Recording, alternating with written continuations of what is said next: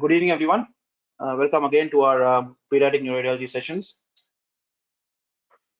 Today we have Dr. Eugen Bolshauser from Switzerland and Dr. Leandro Ducato from Brazil joining us as expert panelists. We have a total of 11 cases, and hopefully we'll be able to complete them within a period of 90 minutes or so. Starting off with our first case, it's a 3-year-old female child. Geeta, do you want to present? Yes, sir. So this child presented to us at 3 years of age with a developmental delay, sir, walked by 2 years of age. Then she had a pneumonia for which she was hospitalized and ventilated, and later on she developed regression of all the milestones, but preserved the cognition. Like cognition is also regressed, but there is a better one is there. She had a speech delay, feeding issues, and she was born to consanguineous parents and fourth in birth order. And there was a previous significant family history in the form of 2 previous IUDs and 1 death in the newborn period is present. On examination, what we could notice was a microcephaly, failure to thrive, slanting of forehead, eyes were normal, and there was significant hypotonia with bilateral lower limb spasticity, and pyramidal signs were present. So clinically, we were suspecting leukodystrophy or any DNA repair disorders because of the failure to thrive and microcephaly. So we have done optal evaluation and it was normal. And nerve conduction studies were showing a neuropathy pattern. And actually, we couldn't get the MRI done first, so we went ahead with the genetics. Okay, so I'll just show the MR first, then maybe you can reveal the genetics. Yeah. So here is the MR. So this is a 3-year-old child, and we have the T2 weighted sequences. On top, you can appreciate that there is a generalized simplified gyration pattern in the bilateral cerebral hemispheres. The deep gray nuclei are relatively normal. There's mild reduction in the volume of the supratemporal brain parenchyma. Coming down into the infratemporal brain parenchyma, as you can see, the vermis is abnormal, and also there is some dysplasia of the cerebellar hemispheres on both sides. On the sagittal image, you can appreciate that there is abnormality of the corpus callosum, which is foreshortened, and also the vermis demonstrates an abnormal appearance. And the coronal images, again, you can appreciate the dysplastic cerebellar hemispheres on both sides. So overall, the child also, you can appreciate that there's reduction in the size of the head. So it's a microcephalic head with simplified gyration pattern, some degree of volume loss in the supratemporal brain parenchyma, and changes of dysplasia in the cerebellum associated with corpus callosum abnormality. So at that point, we're thinking of possible genetic disorders related to microcephaly and simplified gyration pattern. This was a paper from Barkovich et al. This demonstrates the grading of the simplified gyration pattern. This is in proportion to the depth of the sulci and the width of the cortex. And those cerebellar dysplasias are non-specific, and there are a wide list of abnormalities demonstrating these changes. Here is an approach which was published in 2019 in posterior fossa malformations. And you can see there are a few differentials here which demonstrate cerebellar dysplasias with additional findings, such as cerebellar cysts are seen in the congenital distal retinopathies, COL3 mutations, LAMA1 mutation, which is not seen in our case. Hypoplastic cerebellum can be associated with Reilly pathway disorders, and tubulins and GPSM2 can also demonstrate cerebellar dysplasia. Geeta, the genetics? So the genetics revealed a mutation in VRK1 gene, which is homozygous in nature, and which is suggestive of PCH spectrum type 1A. Okay. So we want to know the phenotype-genotype relation. Okay. So just a small note on the gene which was demonstrated on the study. So VRK1 stands for serine threonine kinase 1 gene.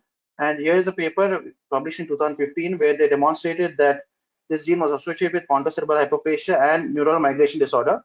So the patient is on the left where the control is on the right, and you can appreciate there is a similar simplified gyration pattern as seen in our patient. And this is the control where you can see the normal gyration sulcation pattern. And what they have described is the gene is responsible for abnormalities in neural migration which can later on cause the simplified gyration pattern, and also in the cell proliferation, which can explain the microcephaly. This is also listed in the excellent review paper by Dr. Bolthauser, where the PCH1A stands for the VRK1 gene mutations, and the gene function is for neural migration. And it can range from a prenatal to a late infancy onset, and the pons is relatively spared in the postnatal onset disorders. So coming back to the imaging of our case, the pons is relatively spared, the brainstem does not look hypoplastic, whereas the cerebellum and the vermis do look hypoplastic and dysplastic with a simplified gyration pattern. So at this point, I'll open the case for the panelists to comment on. Can I just go back to the history? Do you know whether the deceased siblings had a similar clinical phenotype as the index patient now? So, two were the IUD, sir, and one death was in the newborn period, sir. And so when we have reviewed the literature for this VRK1, there are the reports of presentation at, with the antenatal onset also. Thank you. Whether regressions to this extent, because it's generally we don't include motor regression associated PCH. Most of them have very severe delays or variable delays. So we generally don't consider in the usual differential diagnosis. How common is regression as part of PCH spectrum? I wouldn't know. Would the cortical malformation explain that? Microcephaly, cortical malformation? No, regression wouldn't be explained unless there is a progressive cerebellar degeneration as part of the PCH. Then there can be explanation, or some children can develop epileptic encephalopathy where cognitive regression would be more than the motor. Yeah. Here the motor regression, so there's a cerebellar pathology. Yeah. Okay.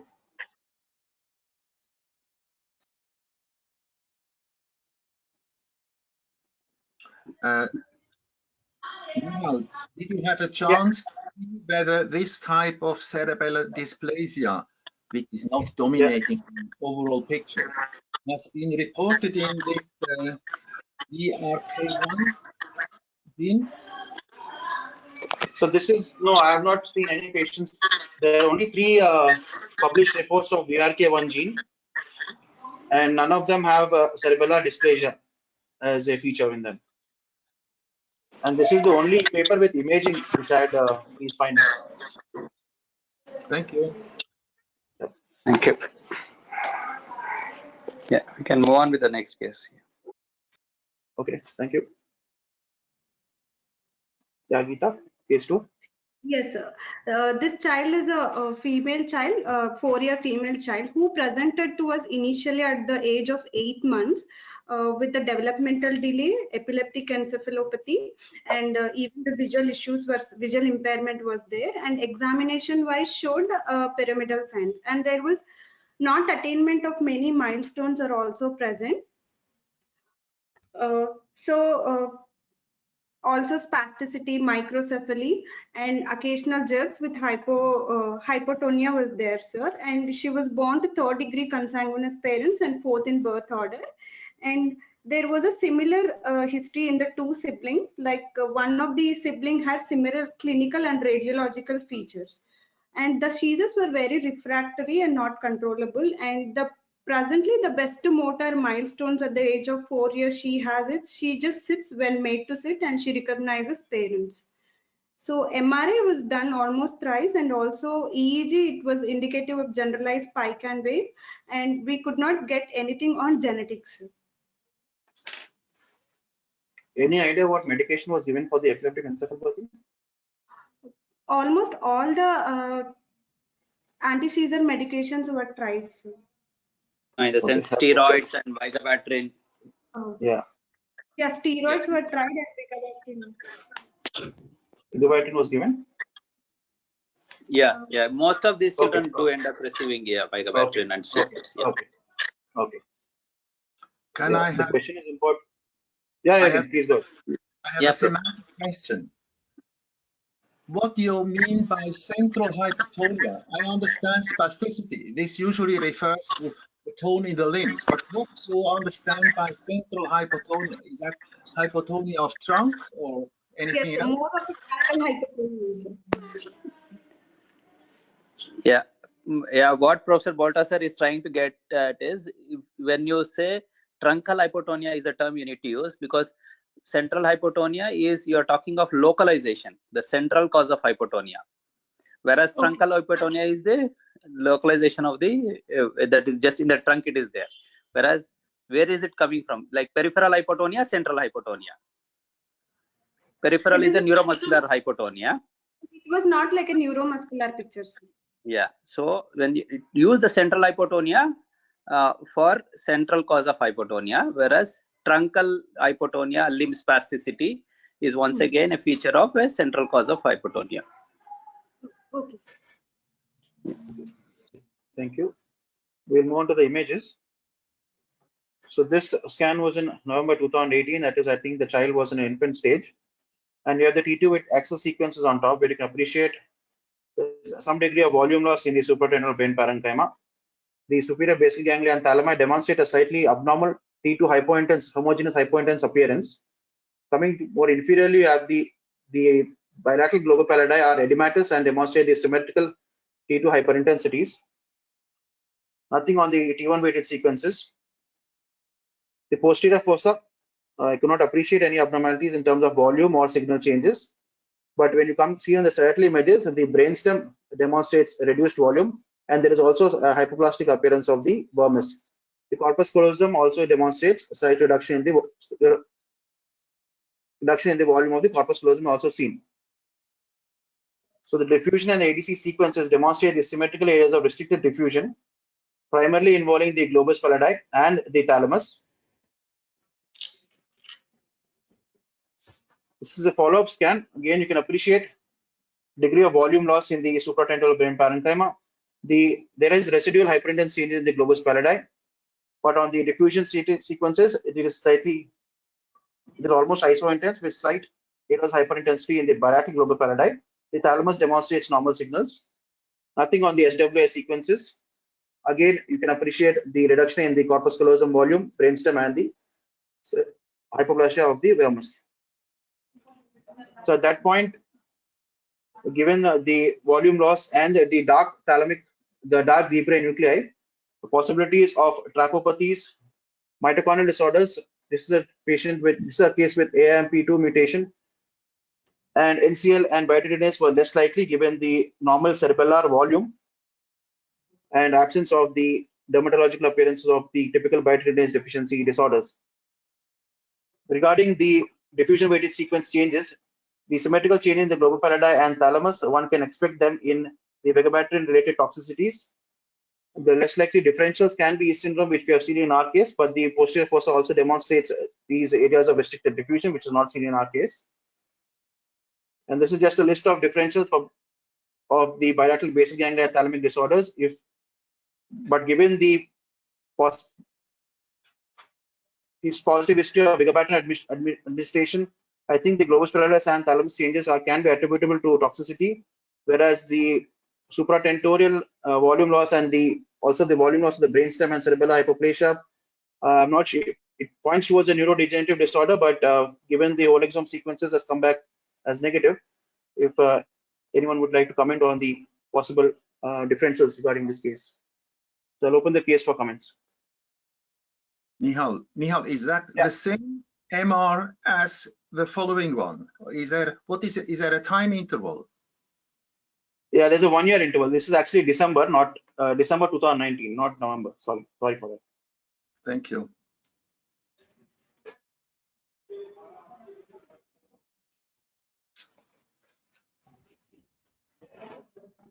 Yeah, I think we'll ask the geneticists to look at once again the trapopathies and the mitochondrial genome. We don't have any handle. So sometimes when you get back to them with more inputs, they do try and find some variations in around 20 to 25% of these children. So we'll get back with some more information.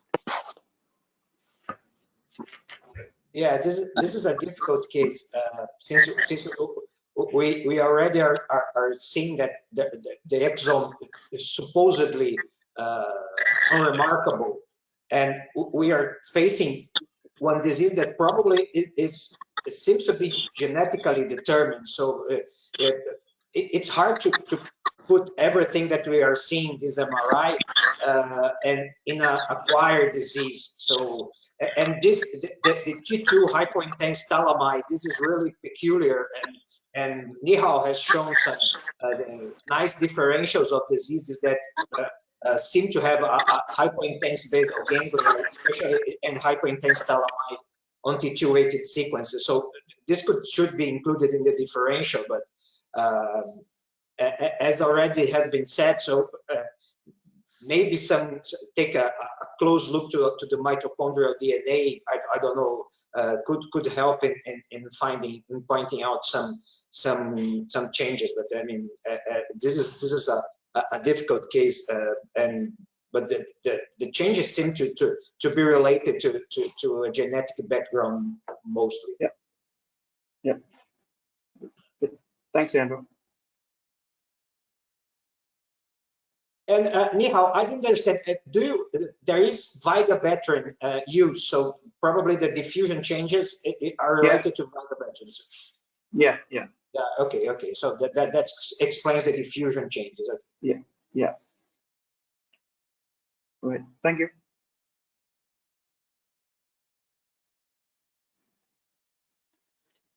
Case 3. So this is a 7-month male child with failure to thrive, global developmental delay, the history of on and off vomiting since birth, presented with seizures for the past 20 days. There was no fever. There was occasional dystonic posturing with increased tone and partial alopecia. If Dr. Lokesh or Geeta or one of the fellows want to take up and describe the findings of the child, the clinical findings. Yes, there is a alopecia and also protuberant abdomen and emaciated look is present, sir. Okay. And slight retrognathia and large ears. Okay. Significant cortical twisting is there. So indicating there is some pyramidal or spastic white matter tract involvement along with the alopecia. Failure to thrive possibly. So we have the images. This is at the age of 7 months.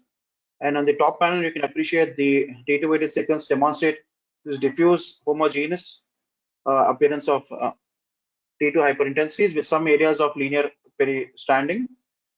If you come down to the basal ganglia, you can appreciate that there are multiple T2 hyperintense foci, likely chronic changes in the bilateral basal ganglia. There's also some degree of supratentorial volume loss. And if you observe in the extraxal spaces, the vessels are tortuous and abnormal. This is not what we expect in a normal child. Better demonstrated on the T1 IR sequences. Nothing on the diffusion weighted sequence. Sagittal images, the corpus callosum is slightly thin, but for a 7-month child, I think that should be normal. There is some reduction in the volume of the brainstem. Cerebellum demonstrates normal appearance. On the susceptibility weighted images, you have these tiny foci of blooming on the bilateral frontal regions and also in the posterior fossa and the lateral ventricle. Coronal images again demonstrates degree of volume loss, these diffuse confluent white matter changes, and these chronic hyperintense changes in the bilateral basal ganglia.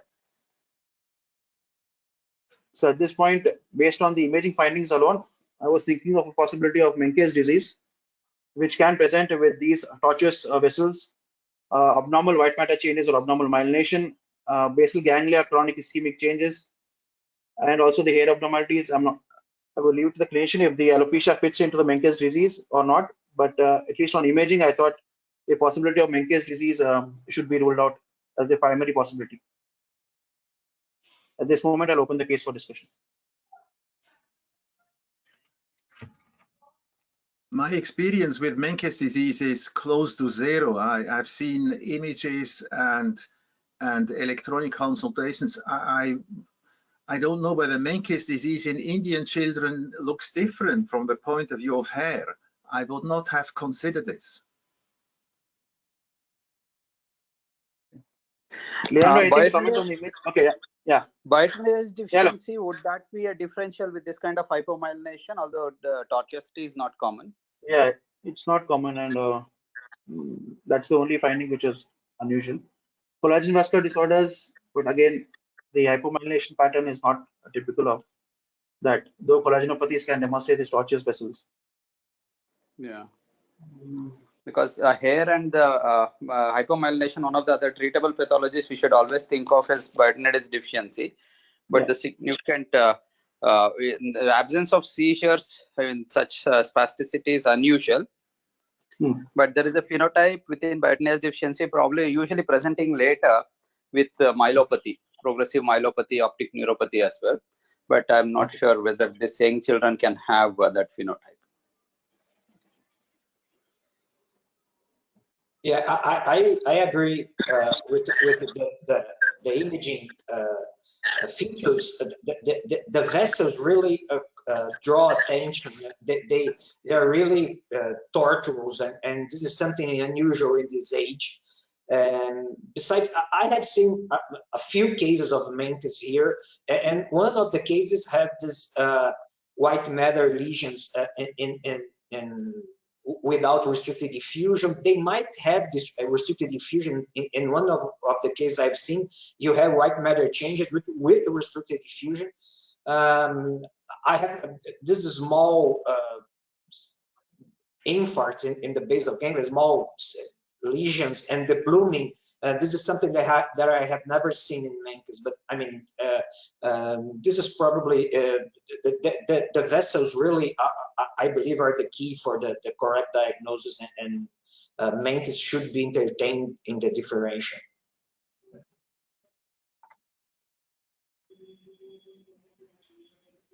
Just to learn from you, can you expand on the changes in the basal ganglia? I'm not really, well, I'm convinced. So the basal ganglia changes. So you have chronic ischemic change in the basal ganglia, which can be seen in the Menkes disease as demonstrated in this review paper in the AJNR, which have these bilateral basal ganglia ischemic changes. But in this image, it's symmetrical, but in your patient, it's kind of patchy and asymmetrical. Yeah. And is it really in the putamen, or is it already in the frontal white matter? Yeah, this is slightly extending into the frontal white matter. Sorry. But yeah, this is in the caudate. This is in the putamen.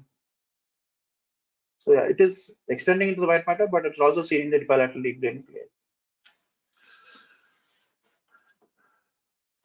I'm not very convinced about this finding, about the importance of that finding, but I have nothing else to offer. I think this is probably related to a microangiopathy. Maybe the same way that the large vessels are abnormal, maybe the small ones are also abnormal, and then you can pick up these bleeds and these small ischemic changes. But I mean, I'm supposing.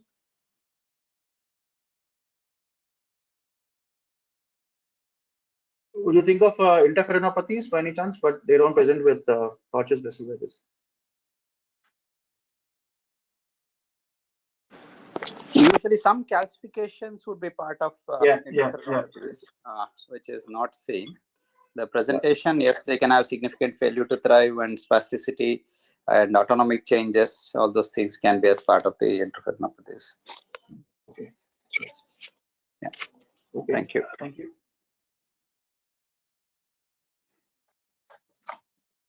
Case 4, Geeta. Yes, sir.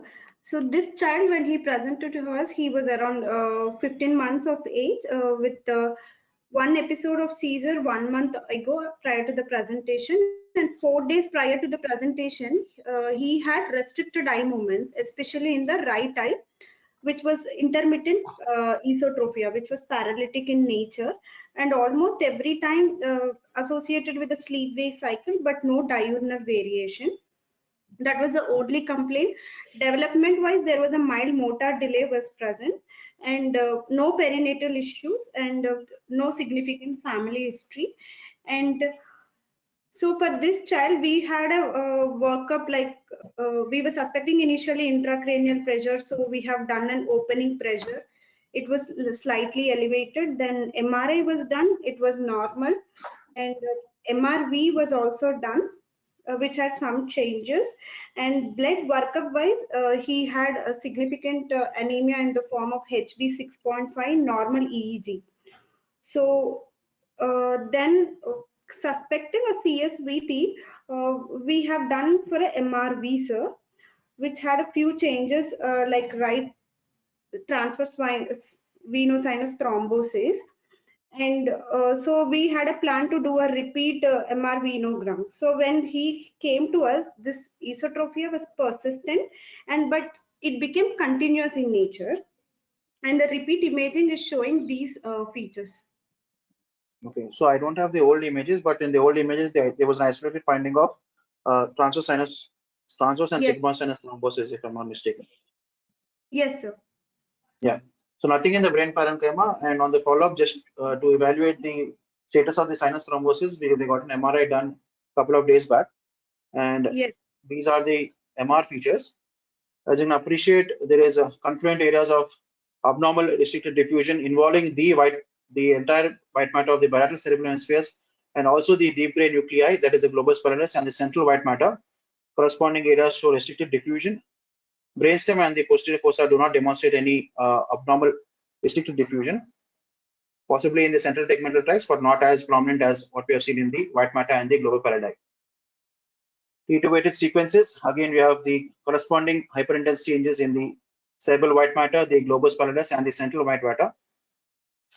And this is the MRV it was done, and you can appreciate that there is still a focus of sinus thrombosis. FLAIR again demonstrates the hyperintense changes. There is no rarefaction, no cystic changes of the corresponding white matter abnormalities on T2 and diffusion. So that this case actually reminded us of a case which was discussed earlier in September from Dr. Kavita. I'll just quickly go through that. It was a 13-year-old child, male child, had headache, vomiting with history of repeated admissions for recurrent episodes of seizures. There's also complaints of abnormalities in the vision.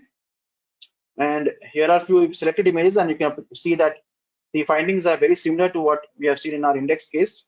Confluent abnormalities involving the white and gray matter, and also sinus thrombosis was present. T2 FLAIR again demonstrates similar changes. Again, the diffusion also, there's extensive area restricted diffusion seen in the white matter and also the gray matter. So at this point, we thought of a possibility of homocystinuria, and we got this report yesterday with elevated plasma homocysteine levels. And just a brief discussion on homocystinuria. We think of homocystinuria with these typical findings: lens dislocation, vascular abnormalities in the form of steno-occlusive arterial and venous disease, and neurological abnormalities in the form of demyelination involving the white and also some abnormalities in the gray matter. But they can also present phenotypically with these features. The ectopia lentis, or the dislocation of the lens, as mentioned in this textbook, they have mentioned that the dislocation of the lens is usually occurs after the age of 3 years and is usually present by age of 10 years.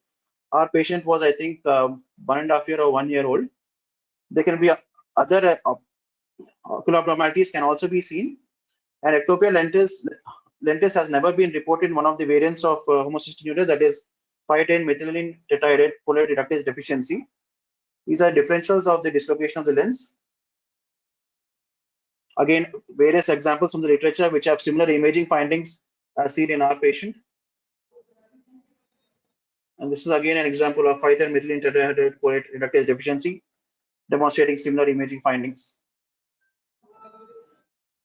So with that, I'll just open the case for any additional comments on the clinical and imaging features for this child. Yeah, this child actually was referred from ophthalmology, pediatric ophthalmology, for the intermittent squint. So the outside CT and MRI were reported normal. And when we had a second opinion by the pediatric neuroradiology team, they confirmed that there is definitely a left transverse sinus, right transverse sinus thrombosis. And then we started, did the opening pressure as well. And the initial period, it was around 30.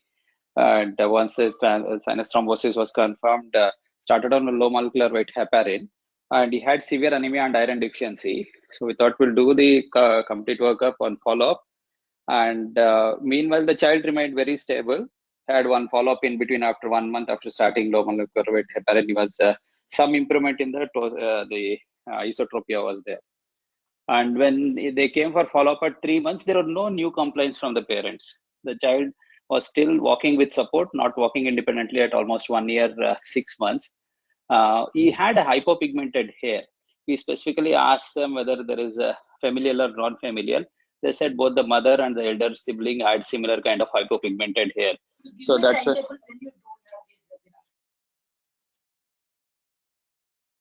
So because of that, sorry. So because of those things, we had to repeat the venogram after 3 months after the therapy to see whether there is a recanalization, and we couldn't. The recanalization has not had happened, and we had this additional finding. Only thing is, with so much of initial MRI being normal and later on follow-up MRI showing extensive changes clinically, only thing is, he has not acquired the milestone he should have acquired. He should have probably started walking. So he has not started walking. So this probably could be contributed to the diffuse white matter changes.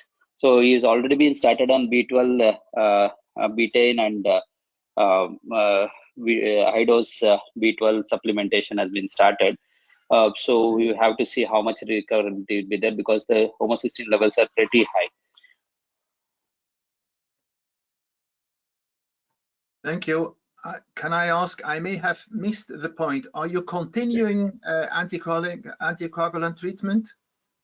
Yeah, he's on low molecular weight heparin. For how long?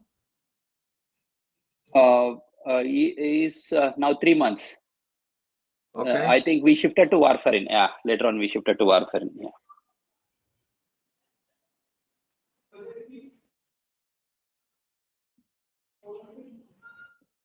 This is a very interesting case.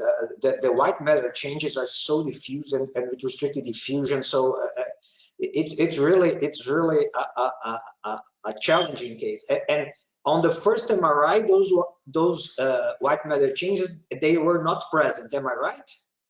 Yeah, they were not present. Only thrombosinus and sigmoidus. Yeah.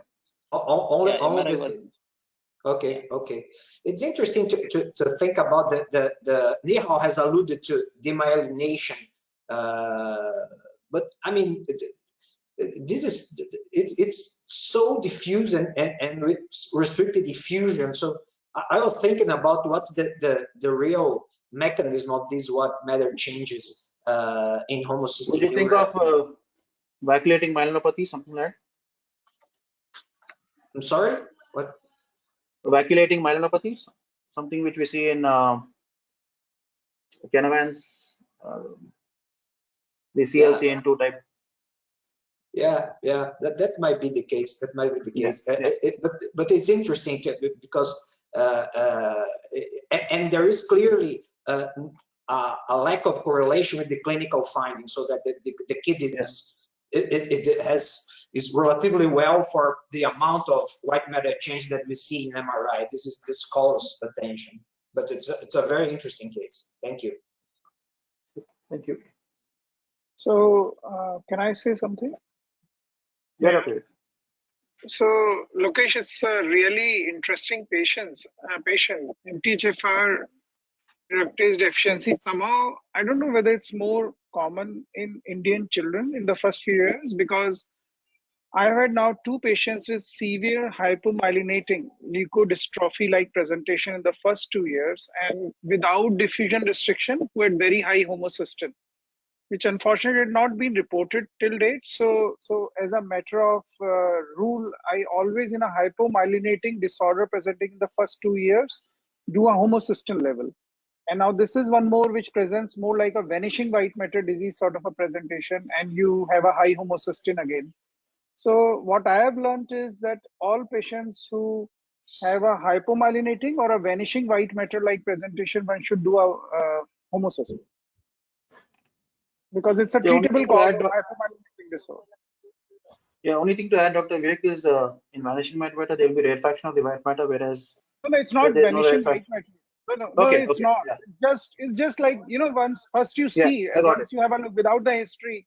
So Yeah, yeah, it's just that. But at the same time, those with hypomyelination, significant hypomyelination, now two yeah, patients I have who are very high yeah. homocysteine presenting in the first year, just with delay.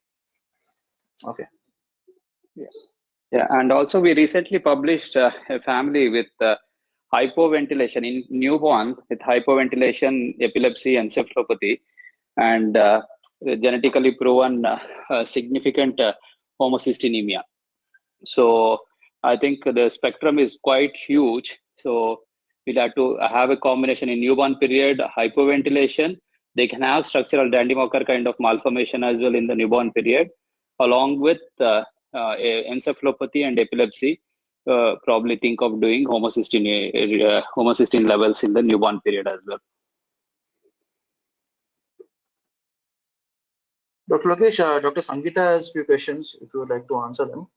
Or Geeta, she's asking how much is the serum methionine level in this child, and any abnormal urine odor. Yeah, so we just got the results of the homocysteine yesterday. We are waiting for this one plasma amino acids to be sent. It's outpatient, so they will come back for the testing, and no abnormal odor reported.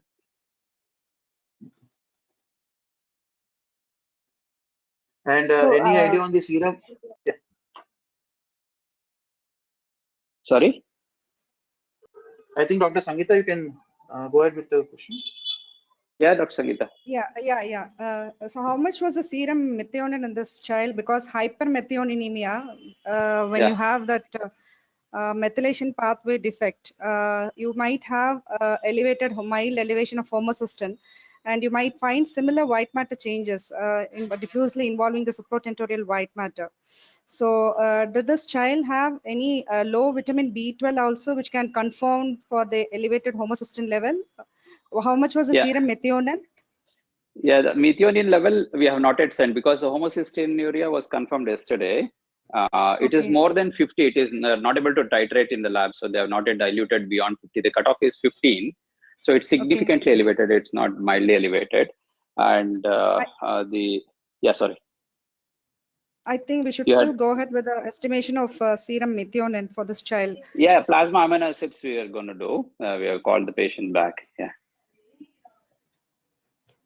So very interesting, like Dr. Vivek also said, we also recently had a kid who is a 3-month-old baby and started with this encephalopathic and hypoventilation kind of episodes since the last 1 month. And his MRI was showing a hypomyelinating leukodystrophy kind of picture without any spinal cord or brainstem affection, only supratentorial. So we have sent the exome. The child actually became very bad and they just took the baby home. So hoping to get some answers, but we did not send a homocysteine, though we documented the B12 levels, they were normal. So I don't know whether we are having some kind of a mutation prevalent in patient, because these are too many cases of similar MRI picture and clinical phenotype. Yeah. So maybe once we get the results, we can maybe collate together and see. Yeah. Sure. But what Sangeeta is saying is so important, that we have to do a serum methionine level, because MTHFR and the methionine synthetic pathway, they are the two separate entities, and the methionine level will help. Homocysteine will be high in both. So Sangeeta, that point is really well taken and so important. That methionine level should be the next step, next test, along with B12 levels if a homocysteine is high, for differentiation. Yeah, because it will differentiate between this pathway and the cobalamin defects, the intracellular ones. Yeah. Just a quick question for Dr. Lokesh. It's an interesting case, and I wanted to ask you, in your experience, does the newborn screening pick up these kids, or is it good enough to pick up the homocystinuria? No, it's not part. Yeah, it doesn't pick up the homocystinuria, so we'll have to test it separately. Homocystinuria. Yeah. Because most of the actually, they have our geneticist, what he says is that we need the HPLC for homocysteine. You cannot pick it up in your routine GCMS TMS. Yeah, GCMS. You need that HPLC for homocysteine. And homocysteine is very labile, very labile. So you ideally should do it within an hour of requesting it. It's very labile. I see. Okay, thank you. Very interesting that with same homocystinuria in a child, like my patient, what Dr. Nihaal just showed was 10 years old and more. And he was a very non-compliant child, and this child came with a CSVT and with the same kind of white matter changes, very severe diffusion restriction. He's left with quite a few sequelae because of this, though the infant, of course, did not do that bad in Dr. Lokesh's patient. So I think there must be some mechanism by which it is causing some myelin toxicity, which we need to study further. Yeah, true. Thank you. Okay, thank you. We'll move on to our next case. Geeta or Darshak, do you want to present?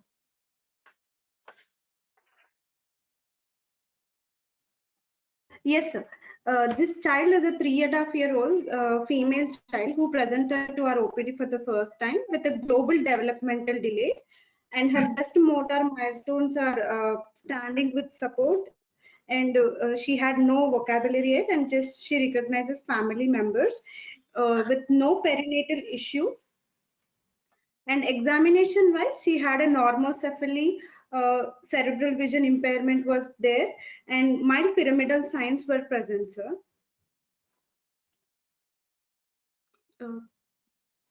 That's it? Okay. So at this point, we have go on to the MR imaging features, and here on the top panel, we have the D2 weighted sequences. I cannot appreciate any structural malformations in the cortex on both sides. The ventricles are slightly dilated. There is a persistent cavum septum pellucidum and Berge. The occipital horns of the lateral ventricle are more prominent, and they are reaching up to the cortical surface of the paramedian occipital region on both sides, possibly suggestive of some reduced volume. If you appreciate on the striatal images, the corpus callosum is dysplastic.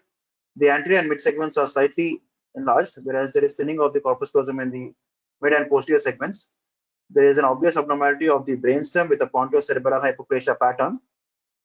I think there was a comment of possible polymicrogyria in the perisylvian regions, but I could not appreciate any polymicrogyria, especially in the perisylvian regions. And nothing on the HWI sequences, no calcification or hemorrhage. The spine was clean, and the spine did not demonstrate any volume loss or signal changes. So pattern of dysplastic, slightly enlarged corpus callosum in the anterior aspect, pontocerebellar hypoplasia, reduced posterior periventricular white matter volume. There was no abnormal clefting or grooves of the brainstem, and no cerebellar dysplasia. Whole exome sequencing, Geeta, do you want to? Yes, the whole exome.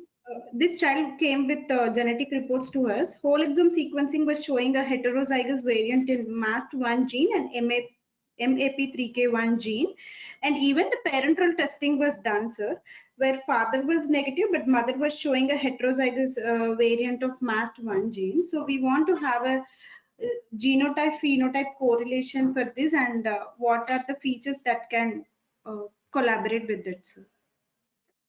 So what is the diagnosis based on the parental? Is it MAST1 or is it MAP3K1? It is based on that. It is MAP3K1, sir. Okay.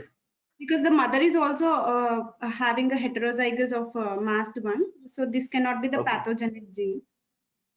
Okay.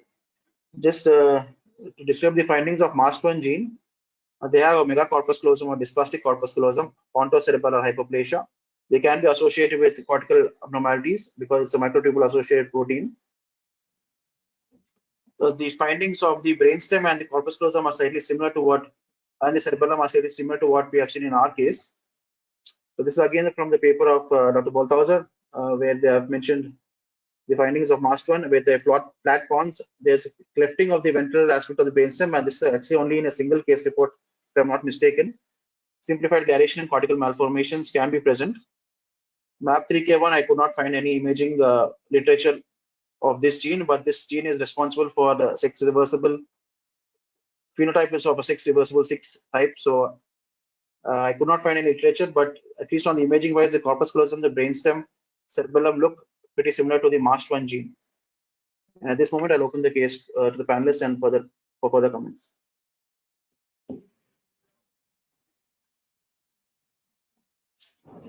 I have nothing to add to your description. Can I come back to the genetics? I'm not sure whether I completely understood. So you have found the mother is heterozygous and the index patient is also heterozygous. Yes, sir.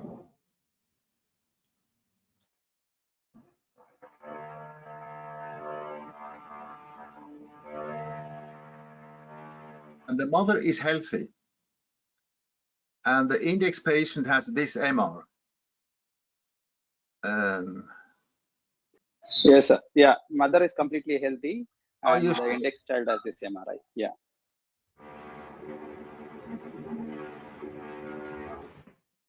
And MUST1 is the dominant gene, is it?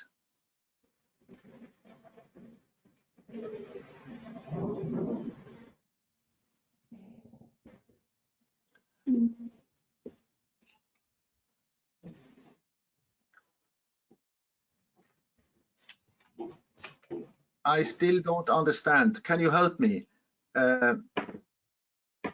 Since you had time to prepare, MUST1 is a dominant gene or a recessive gene? It is a dominant It's a gene. dominant. Both of them are dominant. Yeah, dominant or deno. Yeah. You have a mother who carries the variant who is healthy, and you have the index patient who has the same variant who is affected. This doesn't make sense, does it? Yeah, no, that's why we thought that is not the gene responsible, and the other gene doesn't have any neurologic phenotype. So we are actually trying to review the genetics again. So we don't have an answer. Thank you. Thank you for clarifying. Is it an autosomal dominant with varied penetrance or incomplete penetrance? Yeah. Because autosomal dominant can have varied penetrance with mosaicism. So in that, you cannot just say that mother is heterozygous and if a child is affected, and if mother is unaffected, it still could be the cause of problems, because autosomal dominant, I think it was Sangeeta was saying that, can have variable penetrance with mosaicism. Yeah, so you cannot rule it out. Because the imaging at least fits into the MAST1. There are some features that fit into the MAST1 gene. Yeah, so in autosomal dominant, it doesn't follow this rule that if mother is asymptomatic, child is affected, both are heterozygous, there could be mosaicism and the mother could have incomplete penetrance in autosomal dominant. So we cannot rule it out. But you can measure the mosaicism, can you? Yeah, that's the problem. You cannot. Not sure. So I think in our country we cannot. So you have to do functional studies or measure the mosaicism, but I don't think we can do that. So that's the problem. You get stuck in those cases where it is autosomal dominant, parents asymptomatic, one of them has a gene and the child also has it. You get stuck sometimes. So you have to go by the phenotype and genotype. Well, but speaking from the imaging point of view, I think it resembles a lot the MAST1 MR phenotype. You have the thickened corpus callosum, as Nihaal has shown, the cortical changes. This case probably has some mild dysgyria. I don't see polymicrogyria, but maybe a little bit of dysgyria, some small gyria. I think we can call it some kind of dysgyria and the hypoplastic, the pontocerebellar hypoplasia. So I mean the MR findings makes us remember of the MAST1 phenotype. And what's fun, I had a case of MAST1 a couple of years ago, but this case, pontocerebellar hypoplasia is not does not happen in all cases of MAST1 mutations. You can have only the thickened corpus callosum and the cortical changes. And in this case, I have seen we didn't see the pontocerebellar hypoplasia. And what's fine to see in this case, we made a DTI So a tractography, and it was fine. This thickened corpus callosum sometimes have some kind of aberrant, you have some fibers that do not match the original direction of corpus callosum. They have a anterior posterior aberrant bundle above the corpus callosum. And DTI is nice to see in this thickened corpus callosum cases. Yeah, maternal MRI, would that be of benefit, Dr. Nihaal or Professor Baltasar? If it has any changes, that might probably help us.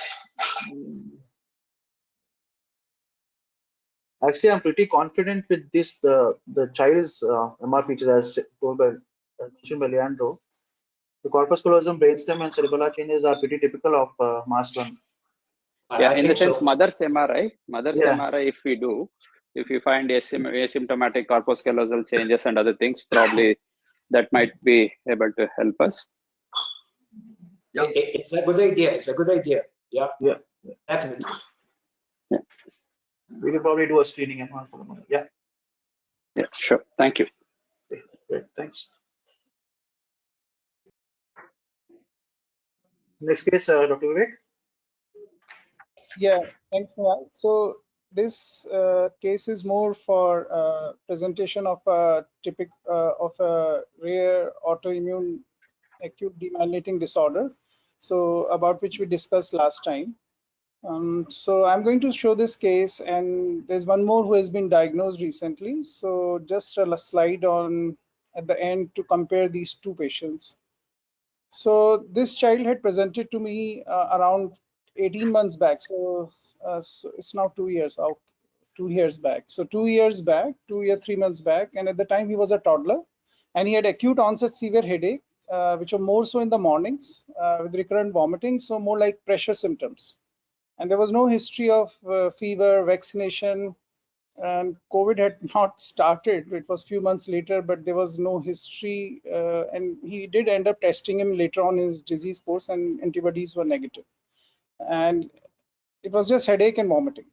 And he was fully conscious with some cerebellar signs, truncal ataxia, and there were no other features, neurological signs or symptoms, except for the headache and vomiting. So we did his initial workup, which was normal, and then we did an MRI brain, which showed this lesion in the right frontal. Do you want to talk about it, Nihaal, or should I? Yeah, so they're confluent. There's just a confluent lesion in the right frontal lobe, which is extending into the corpus callosum, the anterior aspect of the corpus callosum. There are some linear areas of T2 isointensities within the confluent white matter changes, which extends up to the cortex, subcortical region. Very mild areas of restricted diffusion. I don't have the ADC, so but still it is slightly hyper intense. And on the MR spectroscopy, we have an elevated choline peak with an inverted lactate, reduced NA and creatine peaks. So possibility of a neoplasm or an inflammatory demyelinating condition to be considered based on the imaging findings. And then we have Dr. Vivek, can continue. Yeah, so a malignancy was a strong possibility, but we did do an acute demyelinating syndrome workup, which was normal, and we couldn't, go up to the brain biopsy at the time, and we did a bone marrow as part of the workup, which was normal. CSF didn't have any atypical cells.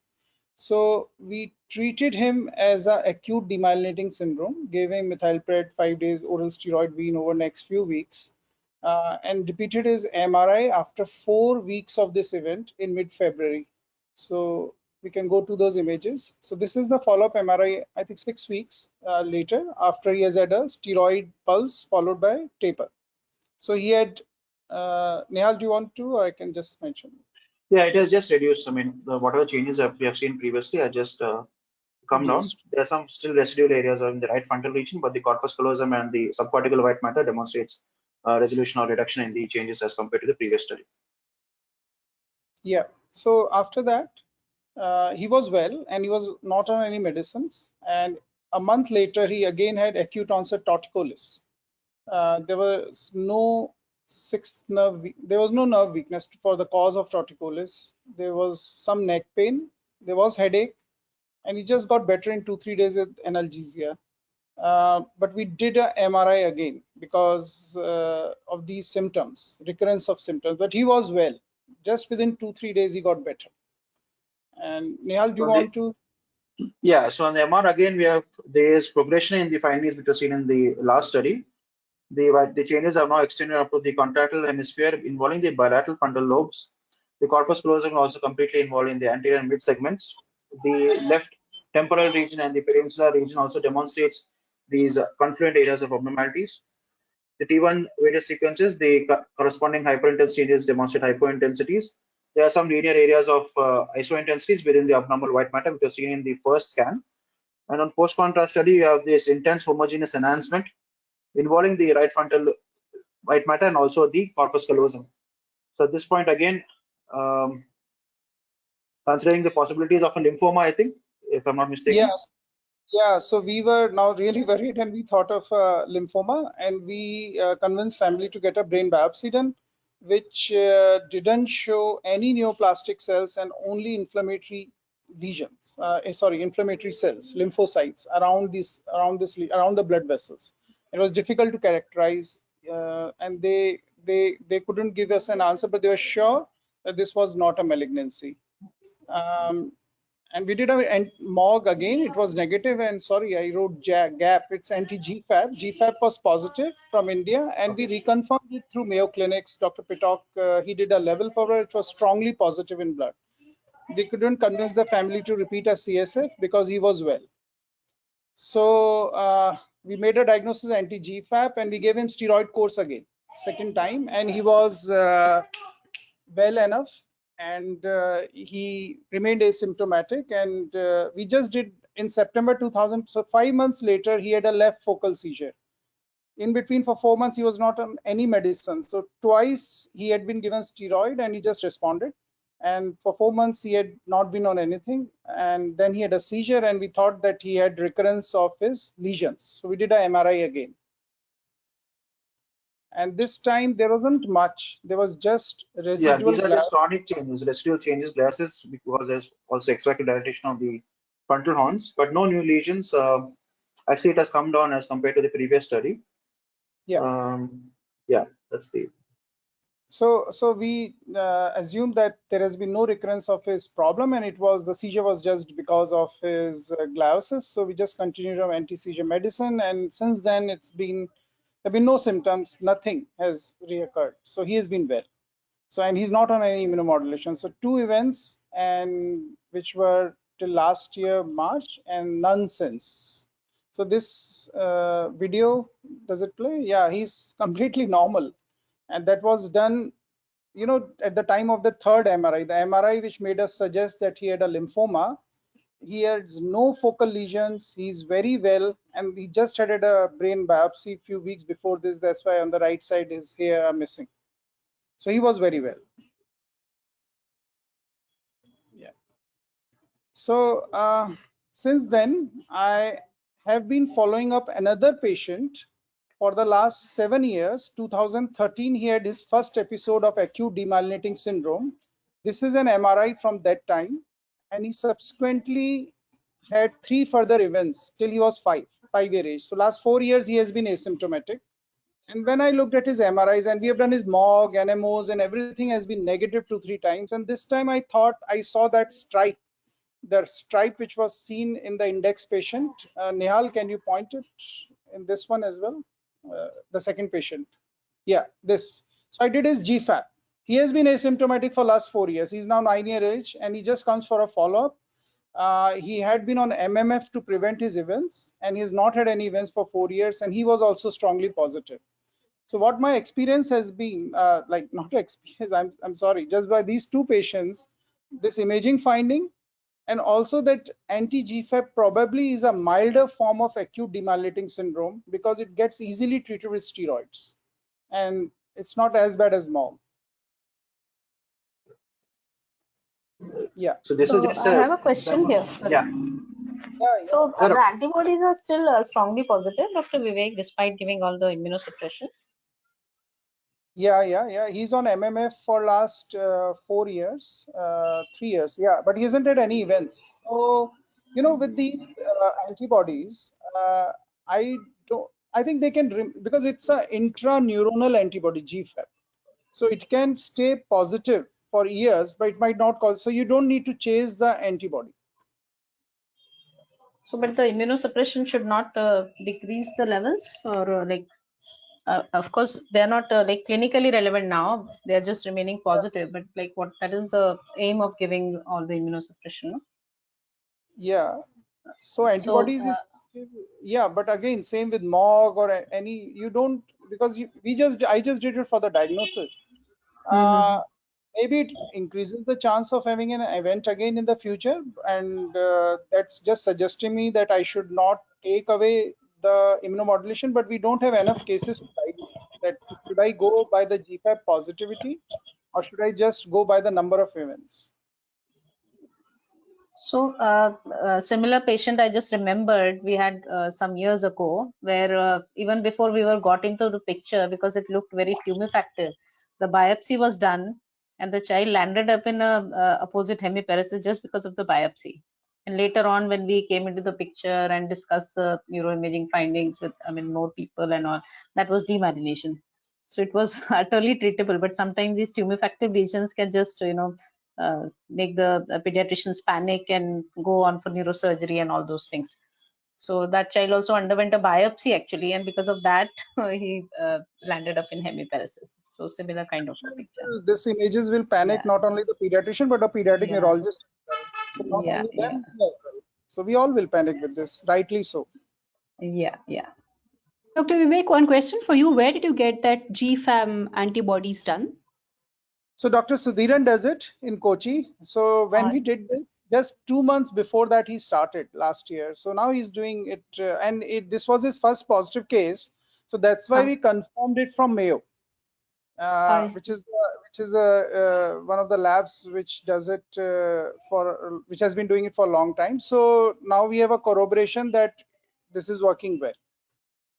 And is this antibody more common in adults or children?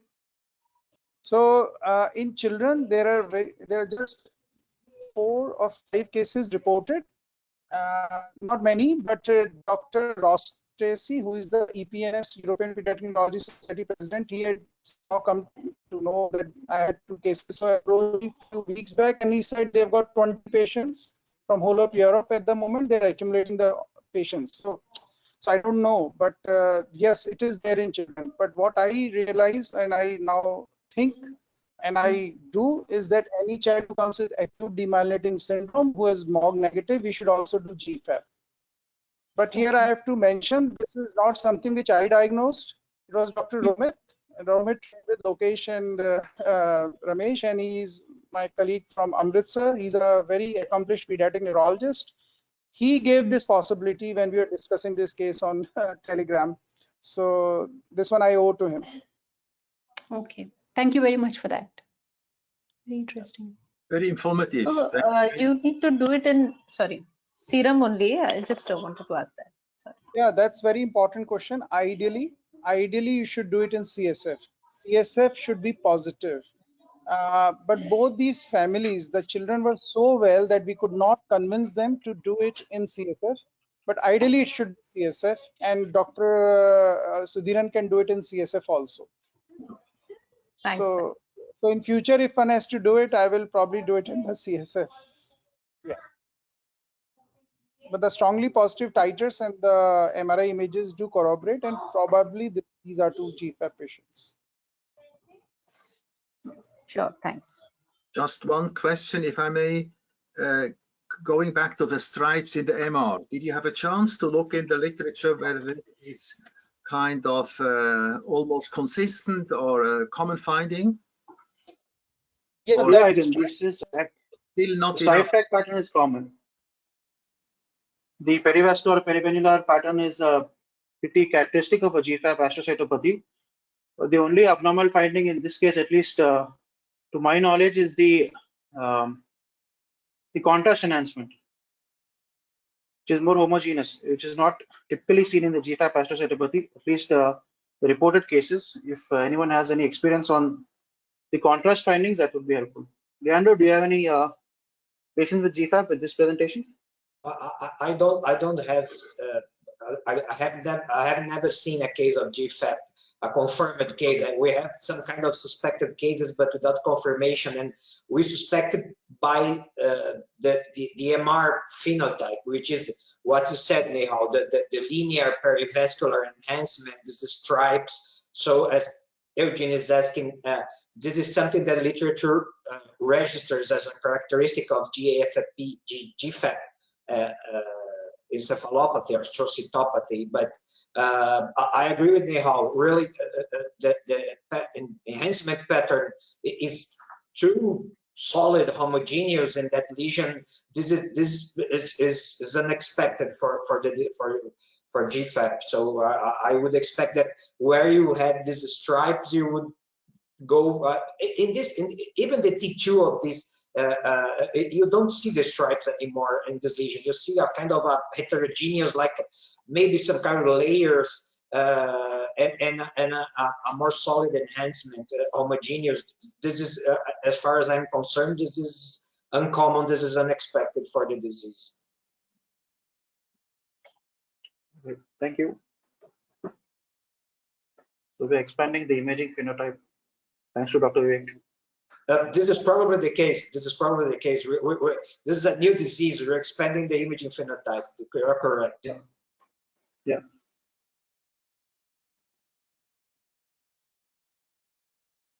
Okay, thanks. We'll move on to our next case. Dashrath.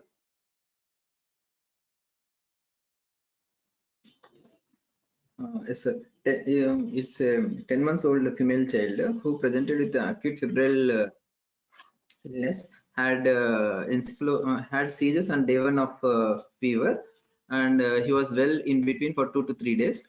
And day 4 of fever had a cluster of seizures and followed by progressive encephalopathy. So for that encephalopathy, he was admitted in our ICU, and imaging was done. So on initial clinical examination, we suspected acute leukoencephalopathy with late diffusion restriction, that as a first possibility. And in view of the investigations and high-grade fever, with the dengue being positive, with the bicytopenia in the form of anemia and persistent thrombocytopenia and coagulopathy, we even thought of HLH on initial clinical examination. Child also had a PCT which was persistently more than 100, and IL-6 was showing 127, which was significantly elevated. So I'll just go through with the imaging findings. So on the diffusion weighted sequences, we have these bilateral areas of restricted diffusion in the inferior cerebellar hemispheres on both sides. Supratendural, there's no restricted diffusion other than the left temporal region, which corresponds to a hemorrhagic focus. On the FLAIR images, you can appreciate these multifocal patchy and confluent areas of white matter changes, predominantly in the deep and subcortical white matter. Basal ganglia and thalamus are relatively spared. On the SWI images, on T1 weighted images and the SWI images, you can appreciate the multiple areas of micro and macro hemorrhagic foci in the bilateral cerebellar hemispheres and also in the cerebellum. Post-contrast study, there was leptomeningeal or linear enhancement in the bilateral cerebellar hemispheres, suggestive of a cerebellitis type pattern. Spectroscopy was done, which demonstrated elevated choline peaks and reduced NA-creatinine peaks, and a small lipid peak. This can be seen in inflammatory conditions. At this point, we had a bone marrow aspiration, and this came out to be positive for hemophagocytosis or a HLH type pattern. I think the question which was asked was, is it a primary or a secondary HLH? I'm not aware of imaging findings which can help in differentiating the HLH, but I found this paper in the British Journal of Neuro-oncology, where they have actually come to a conclusion that we should not consider HLH as a binary disorder, that is dividing them into genetic or acquired forms. So what they try to hypothesize is that based on the residual cytotoxic function, that is with the environmental factors or genetic factors, and the threshold of HLH being manifested, they can all contribute to the presentation of HLH. So HLH should be considered with risk factors of genetics, that is these genes which have the low risk to high risk genes, and also a background of inflammation, immune suppression, and infection should be considered. So at least for the primary HLH, we need a familial history and a genetic abnormality. and post-infectious or secondary abnormalities based on the immune suppression and infection can present with secondary HLH. So at least on the imaging findings, I'm not aware of primary or secondary HLH. This is a recent paper published in the AJNR, where you can see again similar changes which are seen in our patient. Posterior fossa abnormalities can be seen in the form of cerebrolitis and inflammatory conditions. Diffuse, homogeneous, or patchy areas of abnormalities can be seen in the supra and infratemporal brain parenchyma. So the imaging findings corroborate to a secondary HLH with the microhemorrhages could be possibly secondary to the dengue encephalitis, and the oral supratemporal and infratemporal white matter abnormalities can be present in HLH. Dr. Lokesh, was the question of a primary secondary based on imaging or clinically? Yeah, clinically also, because less than 1 year of age, whenever you have HLH, you always have this dilemma. If there is a persistent pre-existent, especially if you have a splenomegaly which has been documented on a routine examination which is asymptomatic, that's one of the handles in for a primary HLH. But this child didn't have any of those. He had mild hepatosplenomegaly on examination. So we didn't have enough clues to say whether primary or secondary. Generally, on follow-up, if they are not improving quickly, then we have to do the genetics. Thank you. Can I benefit from your experience about the treatment you are applying in this case? Usually, dexamethasone is good enough most of the situation. If they're not responding to dexamethasone, then the second or third line of immunomodulations will be tried. If it is primary hemophagocytic HLH, then bone marrow transplant is an option. Yeah, and my experience with imaging of HLH is really, it can have multiple imaging presentations. So as Nihaal has pointed out, so I have seen cases that were kind of similar to tumors, especially in the posterior fossa, so kind of even resemble a mass in the cerebellum, multifocal lesions resembling ADEM, cortical lesions with restricted diffusion. This is really we have many possible presentations of HLH in imaging, and of course imaging helps in to make the diagnosis, but you need the clinical background to correlate. But this is really you have many possibilities of imaging findings in HLH. Thank you. Okay, there are no further comments. We'll move on to our next case. Rashad? Yes, sir.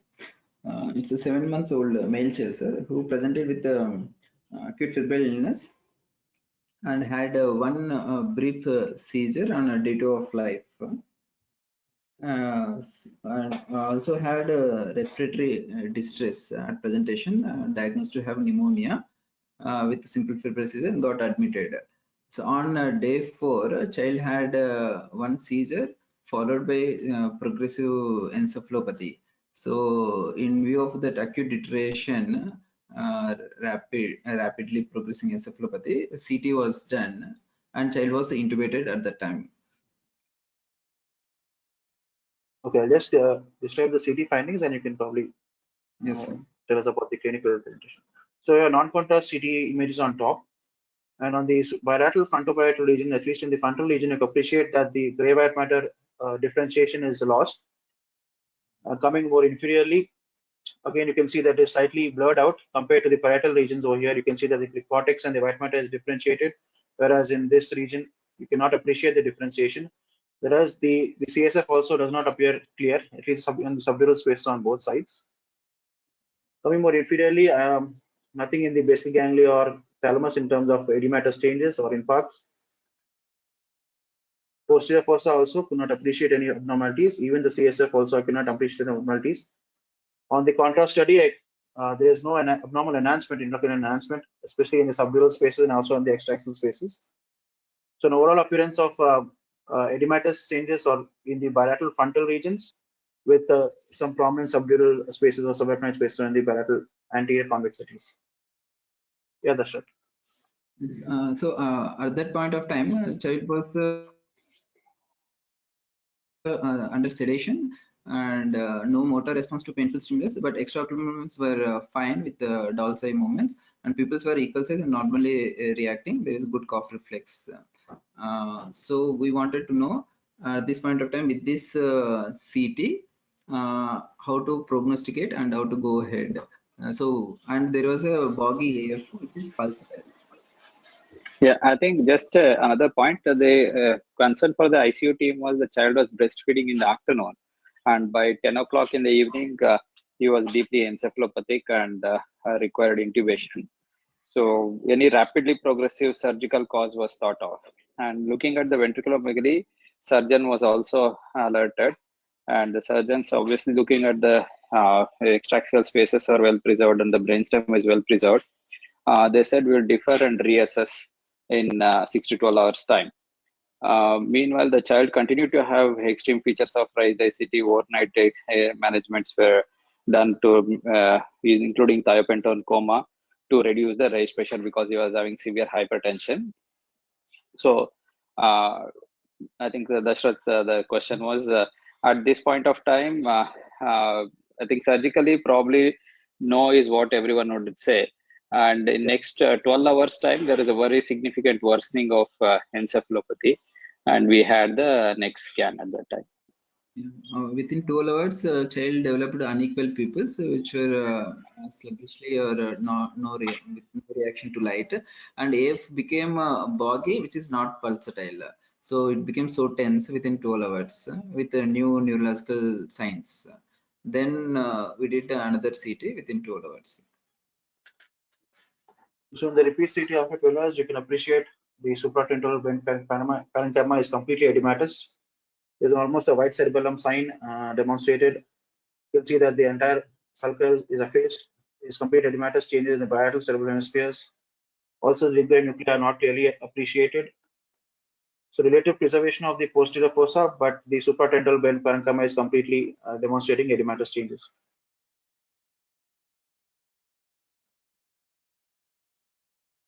Yeah, at this point, the debate with the ICU team was, looking at the scan, we prognosticated that it's going to be a very devastating course, and even if the child survives, can have a persistent vegetative state. So this dilemma, because they were managing aggressively, they are hoping that we'll have something which we can intervene. But with that kind of scan, we said it's going to be difficult even for the child to survive. As a radiologist and all the clinicians out there who are daily dealing with this kind of situation, would there be a difference in the opinion based on this scan to give hope to the family, or we say it is quite bad and we don't do aggressive measures to just save the life from this kind of scans? Just a question, Dr. Lokesh, the interval period, was there any seizure episode in hypoxic event? No. You was showing all features of raised pressure with hypertension and decelerate posturings requiring hyperventilation intermittent and thiopentone coma and midazolam drip. Okay.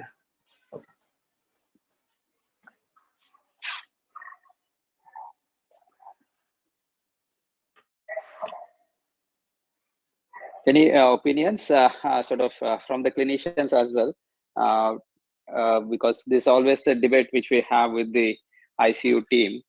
When they have invested so much in saving the life, they are very they're wanting positive response. And did you do EEG? Yeah, EEG was very low amplitude, less than 10 microvolt, diffuse slowing, no sleep markers. Right.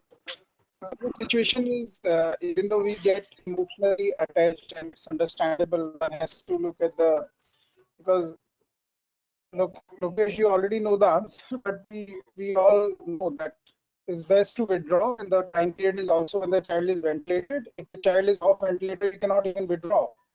So withdrawal is the best form. And this is acute pharmaceutical edema, which you do see, as we all see, once every 1 or 2 years, a child comes who just suddenly goes down. and people say that this is an acute cytokine storm, which is this edema because response to the viral infection, some form of viral infection.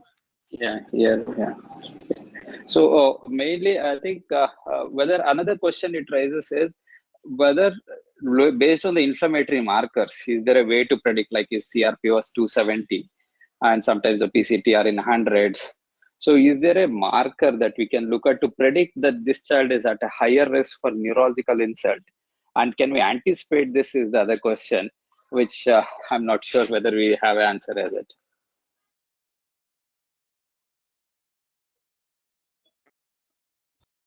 Did you also do a ferritin in him? That's right. Ferritin. No, they would do, generally in the ICU team would do.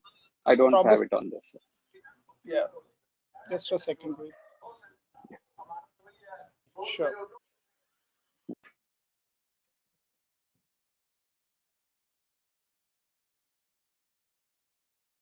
And Nihaal, any finding the spotty changes in the first CT? You know, the first, these the second row. Is it just the blood vessels because of the contrast? Is it a contrast? Yeah, these are blood vessels. These are just blood vessels. These are blood vessels. Okay. Yeah, these are blood vessels. Nothing on the contrast, but I can appreciate some edematous changes in the frontal lobes.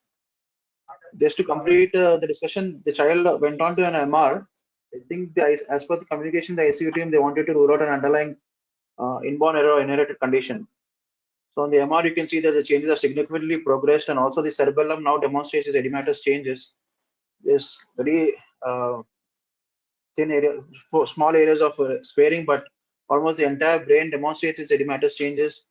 And on the SWS sequences, you can appreciate that the medullary veins, the cortical veins, the transcerebellar veins are prominent, suggestive of slow flow, and also some secondary changes to raised intracranial pressure.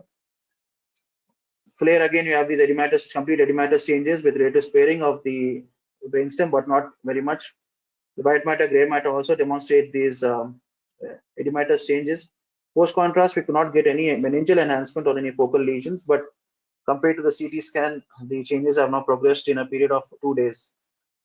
So, yeah, the raised ICP can cause a venous obstruction, especially in the deep medullary vein region, and these prominent cortical transmedullary veins and transcerebellar veins are suggestive of a impending slow flow in the circulation.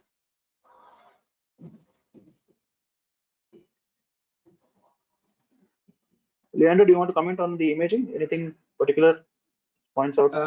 The imaging, I mean, when you look at this MRI, of course, you see there is a catastrophic imaging pattern. So, I mean, this is probably almost a kind of a brain death MRI. So, I mean, this SWI with this slow flow in the veins and probably thrombosis of this vein. So, I mean, this patient is near or is at circulatory arrest. So, I mean, this is, and as people has been asking, so I mean, what to prognosticate at this time point is useless. But I mean, the ideal is to prognosticate as early as possible. So when we come back to the last CT, the last CT also is really shows diffuse edema. Nihaal has alluded to the bright cerebellum sign. So I mean, this looks like a very bad, a very ominous form of cerebral edema. So I mean, at this time point, you don't see the basal ganglia, you don't see gray-white matter differentiation. At this time point, I have seen cases where people think about the vessels, the brain gets so low in attenuation, and that sometimes people look at the vessels in the sylvian fissures and they think that this could be subarachnoid hemorrhage. So there is some kind of a pseudo subarachnoid hemorrhage related to this when you have a lot of brain edema like this. But at this time point, you can say that the prognosis is really ominous. It's a bad prognosis situation when you have a CT like this. I think that if we go back to the first CT and then we start to discuss, would this CT make us think of a bad prognosis, as we have seen here, things got a little bit trickier. You see some hypoattenuation, you see some loss of gray-white matter differentiation, like diffuse a huge part of the right hemisphere, at least the frontal lobe. You don't see gray-white matter differentiation. So I mean, this it's easy to say now because you have the follow-up exams, but at this time point, you probably could discuss with the clinicians that a situation could get worse because you have signs of their brain edema that they're started not as bad as the second one, but they are reasonably diffuse to consider a bad prognosis or a critical case. Would you do an MR just for the follow-up? That's the question. That has demonstrated the changes earlier. But I think the patient was not stable for an MR. Is that right, Dr. Lokesh? Yeah. This was planned. The surgeon was waiting in the theater. If the hydrocephalus had worsened, we'll put in a reservoir. So we took quickly for a CT. Moment we saw the CT, we said to surgeon, there is no surgical intervention. That's why.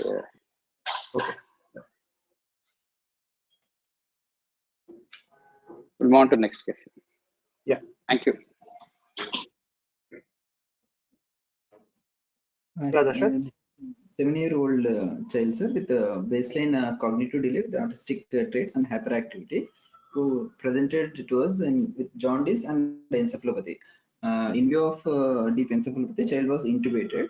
On evaluation, child had a coagulopathy and elevated bilirubins, whereas enzymes were slightly elevated, SGOT being 130, SGOT being 130, SGPT 47, and slightly elevated APTT and PT. So with that, they initially thought of autoimmune hepatitis and sent for autoimmune panel, ANA and anti-smooth muscle antibodies and anti-LKM, which ultimately came negative. So, but in view of that encephalopathy, we thought of like a hepatic encephalopathy and did yeah. But ammonia is 139 for this child at that point. So that's normal? Yes, not that much elevated, okay. Sir. It's 4 times the upper limit of normal. Yeah. Okay. So the MR images on the diffusion, you can appreciate again confluent areas of high signal changes on the diffusion weighted sequences, predominantly involving the periventricular, subcortical, and the deep white matter. The basal ganglia and the thalamus also demonstrate slight hyperintensities. And on the ADC sequence, you can appreciate that the white matter demonstrates low signal changes on the ADC sequences, confluent areas involving the bilateral cerebral hemispheres, also involving the corpus callosum. Posterior fossa, there was no low signal changes or dropout on the ADC sequences. FLAIR images, again, the white matter demonstrates this slightly hazy appearance of hyperintense changes. Cortex in the subcortical regions and sorry, yeah. So predominantly a white matter abnormality on the FLAIR, nothing on the SWI, no hemorrhage or calcification. On the T2 weighted sequences on the sagittal images, you can appreciate that the dorsal brainstem also demonstrate these hyperintense signal changes, which you can also appreciate on the axial images on the FLAIR. So at this point, the diffuse cytotoxic edema is what I thought of, and I don't think the child had seizures, but it reminded me of the ALRD pattern, which demonstrates these deep and subcortical abnormalities in the form of restricted diffusion. The brainstem changes, I thought possible demyelination or osmotic demyelination syndrome as a possibility. But at this point, I am not clear of the diagnosis, and I'll open the case for further comments.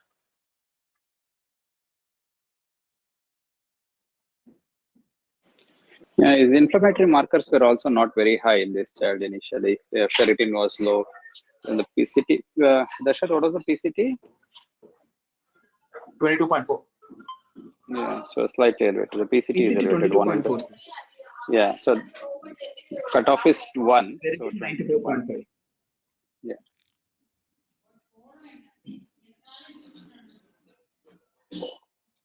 Yeah, the imaging pattern, I mean, it's, you see this diffuse changes involved the white matter that calls attention with restricted diffusion, and you might see some cortical swelling and flare maybe, and some hyperintensity in flare. But I mean, it's a difficult case. I mean, I was thinking about something with that clinical scenario, maybe something toxico-metabolic, some metabolic changes, and I don't know. This is the pattern is really, it's striking, but it reminds me of something toxic, maybe this diffuse toxic leukoencephalopathy or metabolic changes leading to this kind of presentation. I would think about this. Okay. Thank you. We'll go on to the next question. Sorry. Can I come back to your elevated ammonia? Did you repeat this? How did you value this 139? At least in your area, this would be 50% above the upper limit. Yeah, it is upper limit 4 times elevated from the upper limit of normal in this child, and later on it didn't go up much. So is that relevant? IVIC and steroid. Hepatic encephalopathy.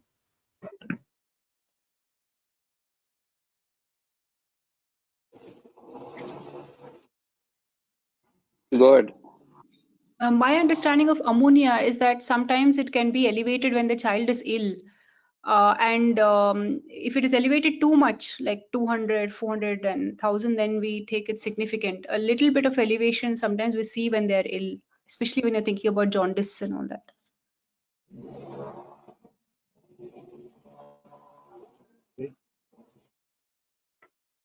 One thing from an imaging point of view that would be interesting to perform, I was thinking about this ammonia. If you do a spectroscopy, you could possibly see MR changes that would remind of what we see with elevated peaks of glutamate, and then think about that this ammonia could be making some role in the brain, the MR changes we are seeing. So this could be a hint if we do a spectroscopy, trying to look for the changes we usually see in hyperammonemia.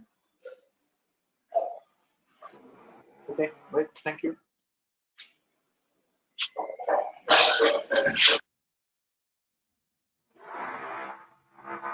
Move on to our next case, the second last case, Dashat. He's a 12-year-old female child, sir, who had congenital ptosis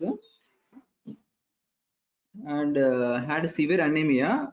So while evaluating for a severe anemia, she was found to have a chronic kidney disease grade 5. So at presentation, a child had fluctuating encephalopathy with severe hypertension. So due to that hypertension and encephalopathy, we suspected PRES and did MRI. Okay.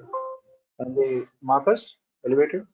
So after MRI, we did markers, sir. IL-6, which was highly elevated, 134, and PCT was 26, and ESR 110, which is significant elevation.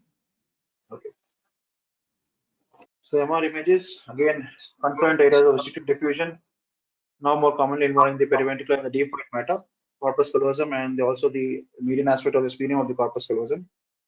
The bilateral cerebral hemispheres demonstrate these abnormalities as demonstrated on the ABC sequences with low signal changes.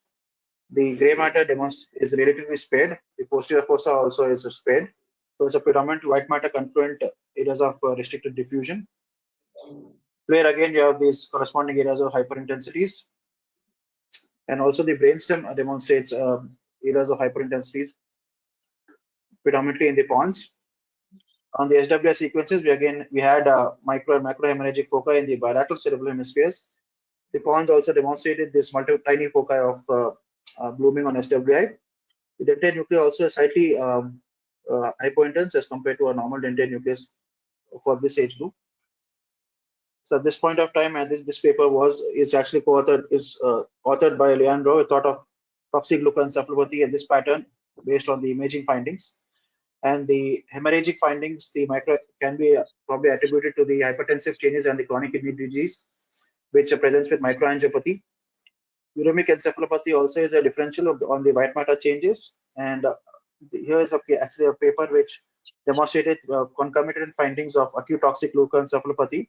So initially the patient presented with press-like changes, but later on had confluent changes in the bilateral cerebral hemispheres, predominantly affecting the white matter. So toxic leukoencephalopathy is secondary to press, and also the microangiopathic changes because of the chronic kidney injury and the hypertensive findings can explain those findings in the brain MRI.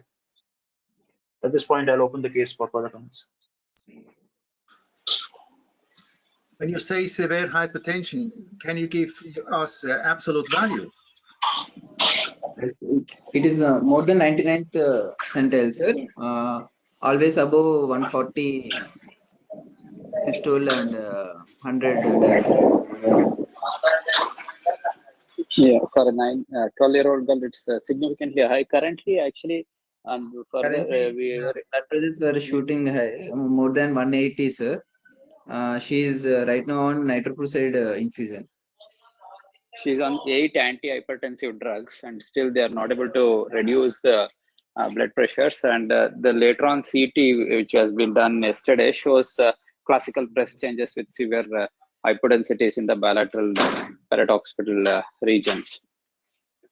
And in fact, the nephrologists are considering nephrectomy if they are not able to control the blood pressure, bilateral nephrectomy to control our blood pressure.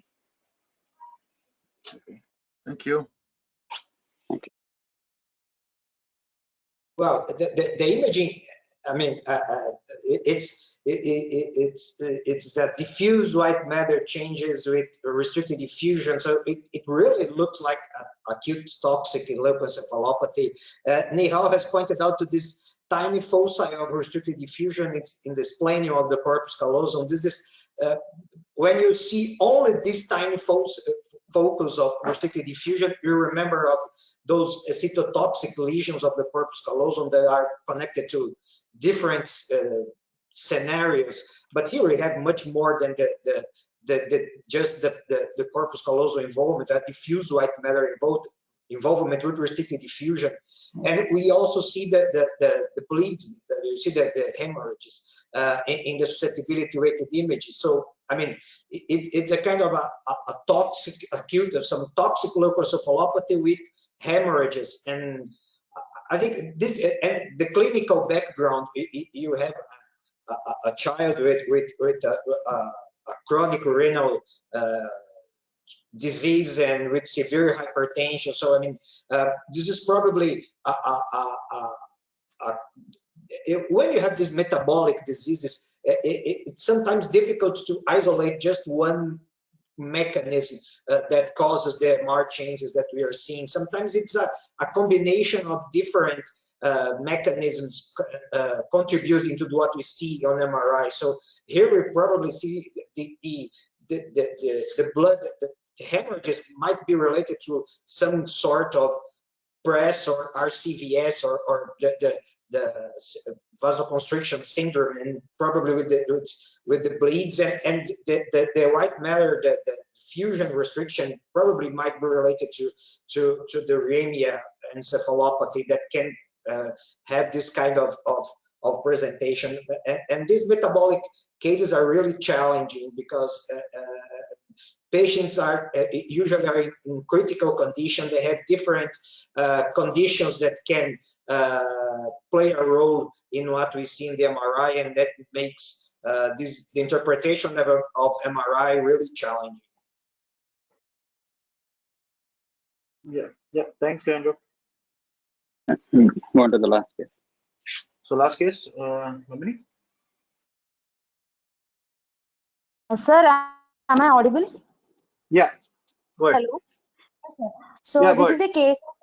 Yes, sir. So this is a case of a 3.5-year-old female born of non-consanguineous marriage with normal birth and developmental history. She came to us first time in September, but her illness started in the 25th of August in the form of mother noticed that while she carrying the child, there is sudden loss of tone in the bilateral lower limbs.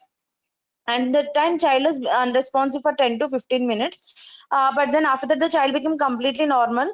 So they thought because of the mild weakness, because she was playing all the day, so that's why they didn't show to any doctor. And she also complained neck pain and eye pain that day, but they didn't show to any doctor. On the second similar episode occurred on 2nd of September. That day also she had sudden loosening of all the 4 limbs, and she became unresponsiveness for almost 30 minutes, followed by drooling of saliva. That time they brought the child to our hospital. When she came to our hospital, she was conscious and she was pointing towards the parents, that she was oriented when we are asking where is the mother and father, but she is unable to speak. We find that she has a severe speech difficulty. She is unable to speak. And we've also found the left-sided upper limb and lower limb power was 3/5 only. Right side it was completely normal, and there was no cranial nerve palsy. Tone was normal. Reflexes were brisk. So this was the history. We have done a CT and MRI. There was no prior history of any illness or similar complaint. Similar complaint was there, but that was very transient 1 week ago.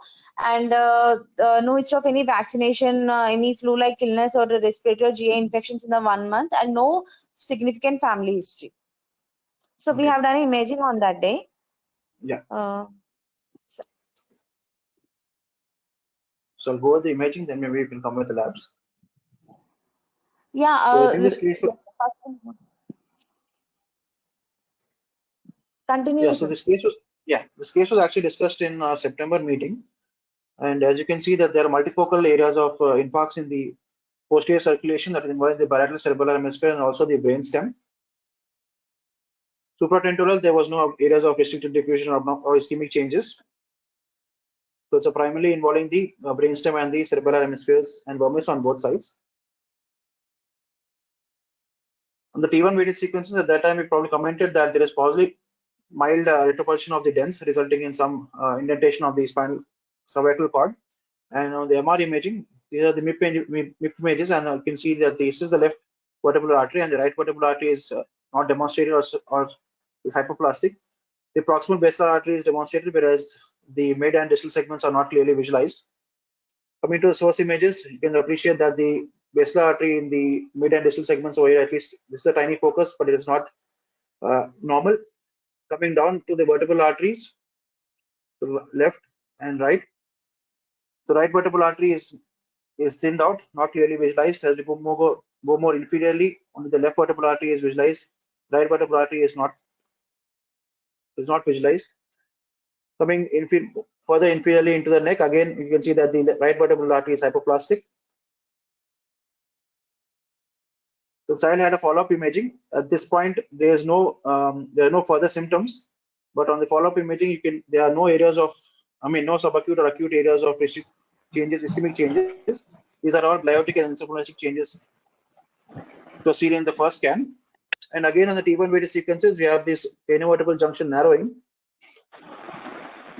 MR angiography was done again, and the angiography as compared to the first study, you can see on the MIP images, the left vertebral artery is not visualized, but it was visualized in the previous scan.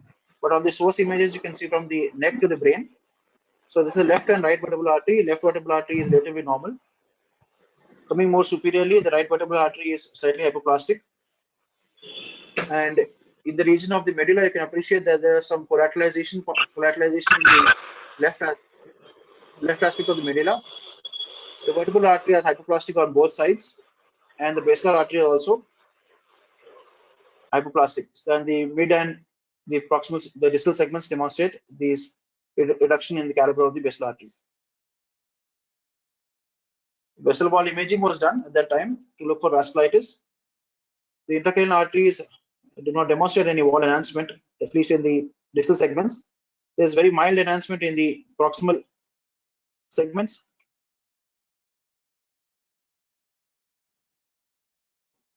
And to look for the vertebral artery, I could not find any abnormal significant areas of enhancement on the vertebral arteries. This is the left and that's the right.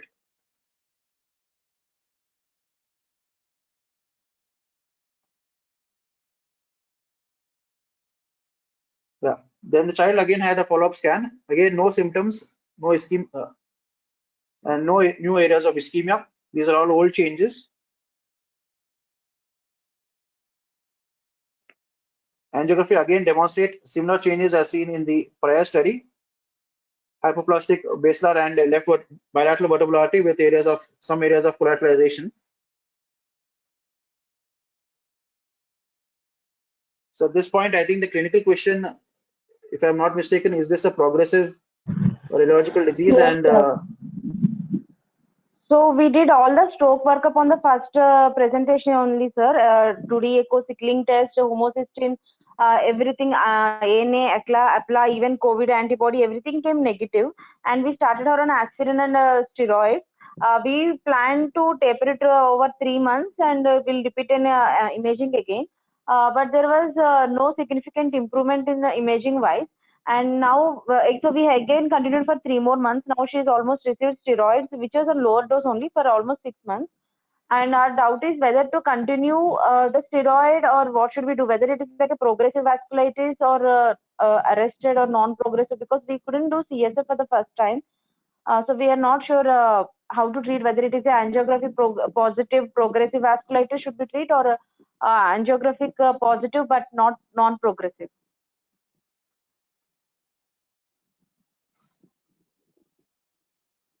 So I think the time interval is 7 months from September to March. Yes, sir. Almost 7 months. Yeah. No family history, no thrombophilia. No, nothing. No family any risk history, factors which can be seen? No risk factors. Nothing. Should we do any genetics like arteriopathy? Yeah. Dr. Nihaal, what is the comment on that compression thing in the last MRI? Because we had some doubts about that compression. Yeah, the only thing, I mean, on the last MRI, I don't know if the intervention was done, but over here at least it is. You can see the antithecal sac, which was not seen in the previous two studies. Yeah, and regarding the IC also, there was some doubt in the second scan that was also showing some irregular enhancement. So that is why we considered it as a progressive vasculitis. Yeah. So that's the vessel, I think. Sorry.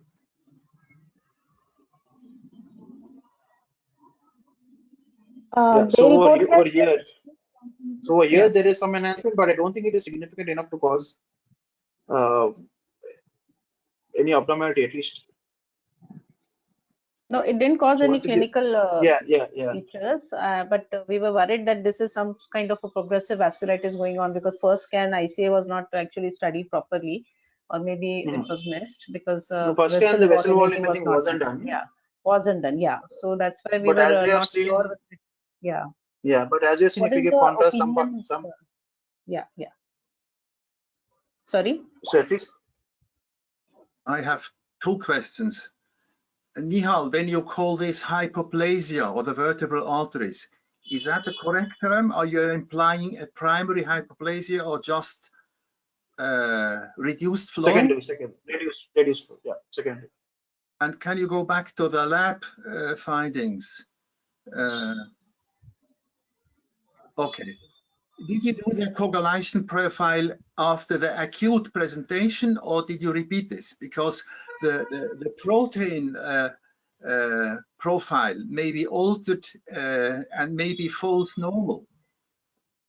You need to... we have not done the thrombophilia. We have not done the thrombophilia profile, the protein C, protein S and all. That we plan to do after 3 months. But then because this showed that now the right vertebral artery is also looking hypoplastic, so then we went on the vasculitic kind of line and did not go further into the thrombotic disorder workup. But now you are left the track of vasculitis. Am I correct? Yeah, so that's what we want to be sure about, that whether to still consider vasculitis or Colitis even then. in the posterior circulation would be unusual, wouldn't it?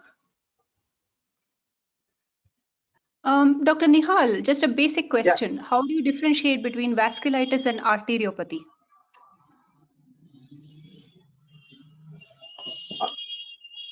You mean the focal arteriopathy, cerebral arteriopathy? Yeah, focal cerebral arteriopathies. Yeah. So that subsection of that is the vasculitis.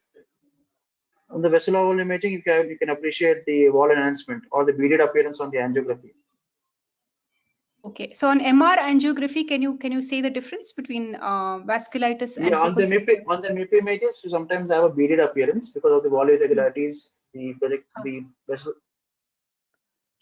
So what I think we when you think about focal arteriopathies, and sometimes the focal arteriopathies also have an inflammatory background, such as the post-varicella arteriopathy. So if you vessel wall imaging, in the acute phase, you might appreciate some enhancement of the vessel wall. What I think is the difference between a focal cerebral arteriopathy and a vasculitis is the progressive nature of the disease in a vasculitis. And in focal cerebral arteriopathy, people usually use 6 months as a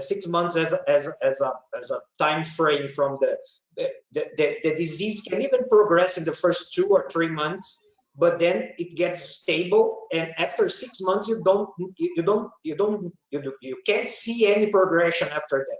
If you see new lesions, new stenosis, new strokes after 6 months, this is not considered a focal cerebral arteriopathy, and then you need to think about progressive vasculopathies such as the vasculitis. I think that's the, from an imaging point of view, that's what I remember about this. Yeah, so actually in the second scan, because we were not sure, so we thought that we cannot completely rule out vasculitis because one more artery was involved. Whether it was missed in the first scan or we are not sure, because we did not perform the vessel wall imaging in the first scan. So we decided to continue the steroids, and now at least we are not seeing any progressive involvement of other arteries in the last scan. So are we sure, like we're not, and the enhancement and everything pattern also doesn't fit into a progressive condition. So we just wanted to be sure that there is no evidence of vasculitis, and we can safely come down and stop steroids and then do the further workup like protein C, protein S.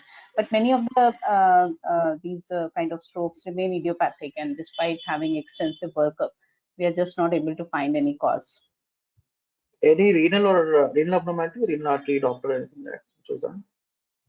I think we have done it, Ramani, renal Doppler in this child, or that other child we have done it. No, I think we have not done it.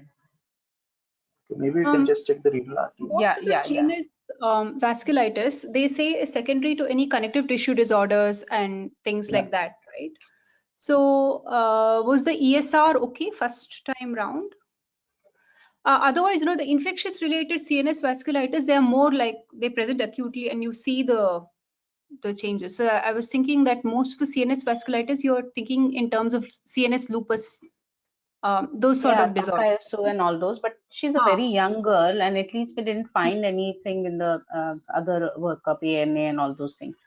But of course, renal Doppler, I think we have done, but I'm not very sure. I'll just check it back. Lupus anticoagulant has been done, ma'am. Yeah, no, the renal Doppler and pulses and all are okay in all the 4 limbs. That much we have checked. Yeah. But I'm not exactly remembering whether we have done the renal Doppler. Probably we have, but I'm not sure. So at least are we unanimous that I mean there's no, because I'm really worried that she should not get another stroke. Vasculitis can be rolled out. As Dr. as Yogini suggested, posterior fossa post-circulation vasculitis is pretty rare. I would just probably have a workup of the thrombophilia workup and any abnormalities in the kidneys, if that is big renal arteries. Any possibility of fibromuscular dysplasias or any other genetic predisposing factors? No, that's what. So renal Doppler, I'll just check. Probably we might have done, but I'm not very remembering that. And so from Dr. Vivek, Dr. Lokesh, like how long would you give aspirin in such a case? Steroids, I'm of course sure that I'll now taper and stop it. 2 years you have to give minimum, and at the end of 2 years you have to reassess and then decide whether you continue for longer or not. You can give it even open-end. It's the treatment almost without ever any side effects. So maybe you have no evidence that it is helpful beyond 2 years, but it's not damaging. I would be very generous. Sure. Yeah. So just get more confident by knowing other people's views. Yeah. Thank you so much. Yeah. Okay. Any other inputs by anybody else? So for fibromuscular dysplasia, it will be very odd because that's not a progressive arteriopathy. Correct me if I'm wrong. So we won't be thinking of that. It's a progressive illness, right? It's a progressive. No, that's what I'm saying. We are still in the second scan. We did think that it was progressive illness, but now as an afterthought, because in the first this thing we had not done the vessel wall imaging only, so we can't really comment on the enhancement and all. So now we are. That's what we are trying to convince ourselves that this is not a progressive disorder. And so in the line of treatment, that's what. Will CSF help? Because in a small vessel vasculitis, CSF protein is always high. So this is a medium vessel. Yeah. So we missed doing that in the first this thing. In the first presentation, we did not do the CSF, and after that, she was always on steroids. Right.